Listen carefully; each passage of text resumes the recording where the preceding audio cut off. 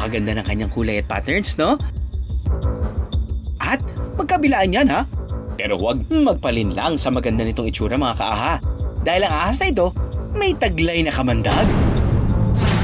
Ito yung advertising of color ng isang venomous snake na sinasabi niya, huwag kayong lalapit sa akin kasi venomous ako.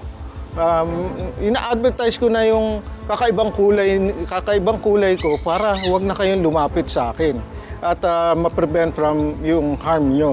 Ganun sila. Hindi lang yan nangyayari sa mga snakes.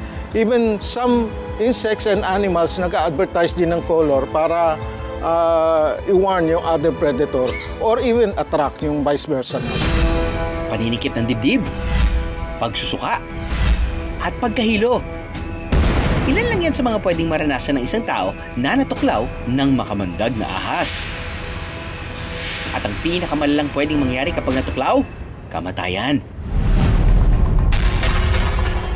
Bukod sa maganda nitong kulay, isa pang kapansin-pansin sa video ni Kuya Mike na parang nagpapanggap itong patay. Ang totoo niyan, isa lang ito sa defense mechanism ng mga balitadaan. At maging ang kanilang kulay at pattern, ginagamit din nila ito to their advantage. Ang buntot ng ahas na ito, ang pinakamakulay na parte ng kanilang katawan. At alam niyo bang nagagamit nila ito para ipagtanggol ang kanilang sarili? Kapag nararamdaman nilang may aatake sa kanila, tinutupi nila ang kanilang buntot para makita ng kalaban. Habang nakatuon ang kalaban sa buntot, ang tunay na ulo ng ahas ay nakatago at handang tumakas, magpahinga o umatake. Ang pag-atake na ito, ginagawa ng balitadaan sa mga insekto, hayop o kapwa nila ahas. Hindi naman siya nangahabol ng tao. Hindi naman siya yung lumalaban talaga, kundi yung nagkukunwari lang siya na patay.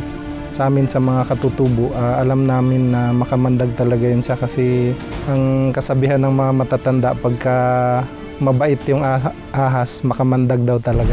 But they're considered to be less dangerous to humans. Maliit kasi ang kanilang bunganga at ngipin. Kaya kung kumagat man ito ng tao, kadalasan ay hanggang sa balat lang bumabaw ng kanilang pangil kung saan manggagaling ang kanilang venom. Nasa likod ng kanilang fangs. So kailangan nilang nguyain yung kanilang prey bago ma-deliver yung venom. Kung medyo malaki kang tao, medyo mahirapan sila i-deliver kasi hindi nila maabot. Pero kung mahagip ka doon sa mga dulo ng mga daliri at mga most likely ma-deliver ka agad nila yung venom. Dito naman sa isang masukal na lugar, isang tila bagong nilalang ang namataan. Mas nang mabuti ang video, mga kaaha. Ano sa tingin nyo ang hayop na ito? Isa ba itong ahas na may sungay? Minabuti naming ipanood sa isang eksperto ang video. Mostly na nakikita kong snakes na may horn, makikita mo lang yan yung maliliit na protrusion sa kanilang usok. Pero hindi ganun kahaba. Ganun na. Wala pa ako nakitang ganun. Maaring nakakain ng palaka at nakadanggal yung kanilang yung magkabilang paa.